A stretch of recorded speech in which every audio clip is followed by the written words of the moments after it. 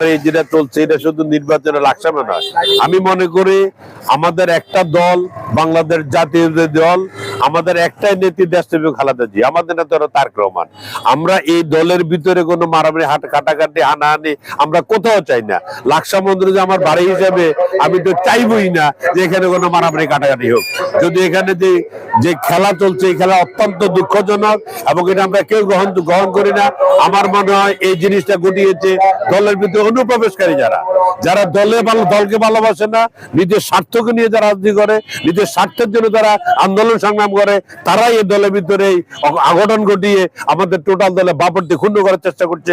আমি আপনার মধ্যে আহ্বান জানাচ্ছি আইন শৃঙ্খলা রক্ষাকারী বাহিনীকে অনতি বিলম্বে যারা এই সমস্ত ঘটনায় জড়িত ছিল, যারা কন্যারাজের মেয়েকে হাত দিয়েছে, যারা আমার পোস্টার ব্যানার ভেঙেছে, যারা আমাদের প্যান্ডেল ভেঙেছে, আজকে তারা আমাদের প্যান্ডেল ভাঙা নাই, তারা শহীদ রাষ্ট্রপতি জিয়া রহমানের ছবিকে, বেগম খালেদার ছবিকে, তারেক রহমানের ছবিকে অপমান করেছে। ওই সময় দোষী ব্যক্তিদিকে অনতি বিলম্বে আইডেন্টিফাই করে তাদের আইনের আওতা নেওয়া হোক এবং দলের মধ্যে থেকে থাকে। আমি দলের নেতৃত্বে আহ্বান জানাচ্ছি আপনারা দলীয় ভাবে তাদের সিদ্ধান্ত গ্রহণ করুন এবং এটা অত্যন্ত দুঃখজনক, অত্যন্ত কলঙ্কজনক। এটা আমাদের সামনে নির্বাচনের জন্য অনেক বেশি খারাপ কিছু বয়ে আনবে যদি এভাবে চলতে থাকে। আমি আশা রাখি আর সামনে দিয়ে এগুলো হবে না। লকডাউন মেনে এখন তো কাগজের বাঘ সবাই।